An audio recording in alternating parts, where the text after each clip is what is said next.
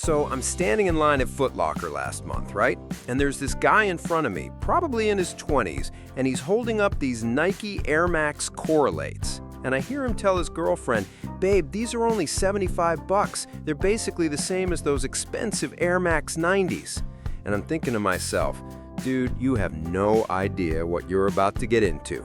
Because here's the thing, I've been down this exact road before with budget Air Max shoes. And let me tell you, it's not always what it seems. So, naturally, being the sneaker nerd that I am, I had to test these myself. I mean, $75 for Air Max technology in 2025? Either Nike's lost their minds or there's something we're missing here. So I grabbed a pair. Well, actually, I grabbed the wrong size first, but we'll get to that story in a minute. And I spent the last 8 weeks putting these through everything I could think of. And honestly, the results were way more interesting than I expected. Okay, so let me back up for a second.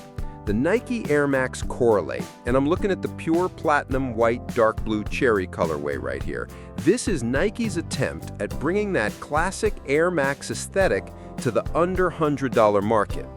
Now, right off the bat, I gotta say, they nailed the look. Like, if you just glanced at these on someone's feet, you'd think, yeah, those are Air Max shoes. The design is clean, it's got that retro vibe we all love, and the colorway is actually pretty versatile.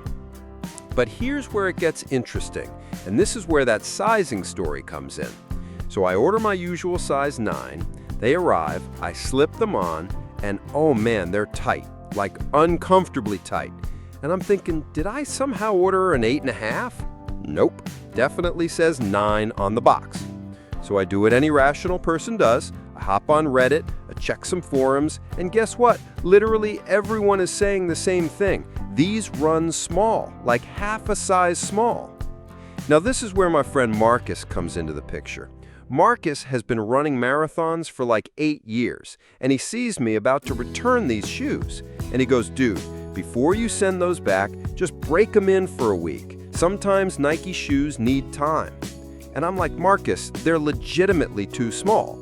But he gives me that look, you know the look, and says, trust me on this one. So I decided to give it a shot. And here's what I discovered over the next week of wearing them around the house, around the neighborhood. They do stretch.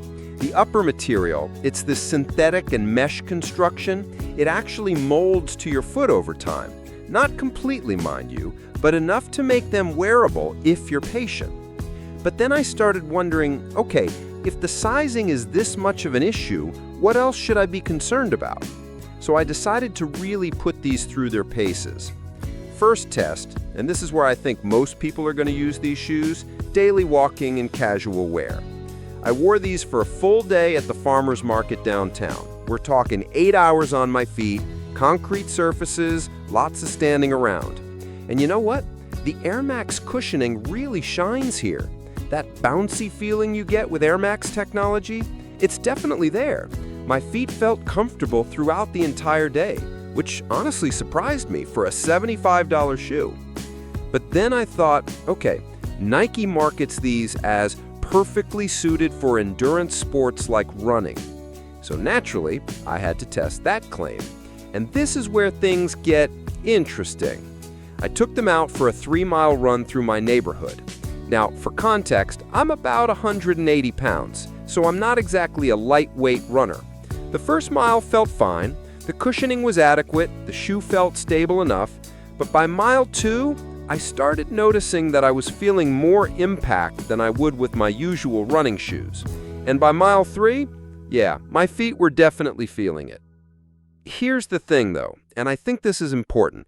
These aren't really running shoes. I know Nike calls them that, but after 8 weeks of testing, they're lifestyle sneakers with running DNA. There's a difference.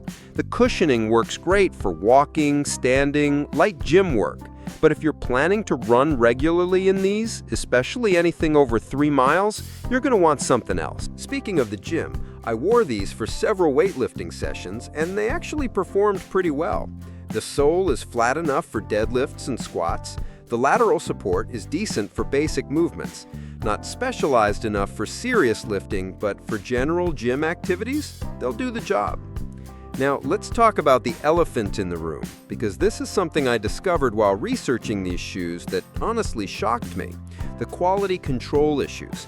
And I'm not talking about Nike's quality control. I'm talking about what happens when you buy these on Amazon.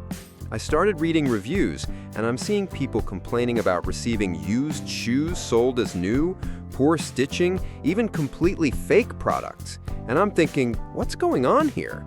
So I dug deeper, and it turns out this is a third-party seller problem on Amazon's marketplace. When you buy directly from Nike or authorized retailers, you get the real deal with proper quality. But that Amazon marketplace? It's like playing the lottery.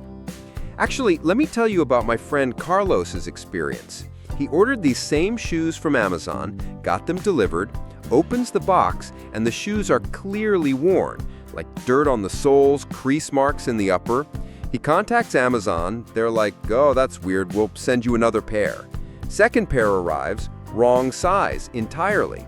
Third time's the charm, he finally gets a legit pair, but by then, he spent 3 weeks dealing with returns and reorders. So here's my advice.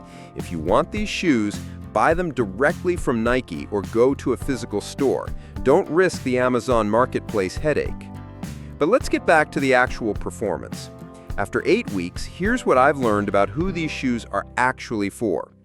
If you've got normal to narrow feet and you're looking for a comfortable daily wear shoe with that classic Air Max style, these are actually pretty solid. The colorway is versatile enough to work with jeans, shorts, even some business casual looks. The comfort level for all-day wear is legitimately good. I've done 10-hour conference days in these without any foot fatigue issues. The mesh panels actually do their job. And in terms of durability, after 8 weeks of regular wear, they're holding up well. The outsole shows minimal wear, the upper materials are maintaining their shape, and that Air Max unit still feels responsive. For a $75 shoe, the build quality is what you'd expect from Nike when you get an authentic pair. So let me break this down for you.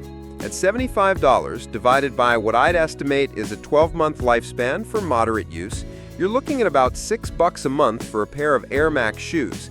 That's actually pretty reasonable value if they fit your feet and your intended use. The bottom line is, these are solid lifestyle sneakers that happen to have Air Max technology. They're not the running shoes Nike markets them as, and they definitely won't work for everyone's foot shape. But if you've got normal to narrow feet, want classic Nike styling, and need comfortable daily wear shoes, they're worth considering. Just remember, size up half a size from your normal Nike size and buy from a reputable seller. Trust me on that last part. What's your experience with Air Max shoes? Have you tried the Correlates? Let me know in the comments below. I read and respond to every single one. And if you found this helpful, hit that like button and subscribe for more honest gear reviews. Questions about specific sizing or other sneaker recommendations? Drop them below and I'll help you out.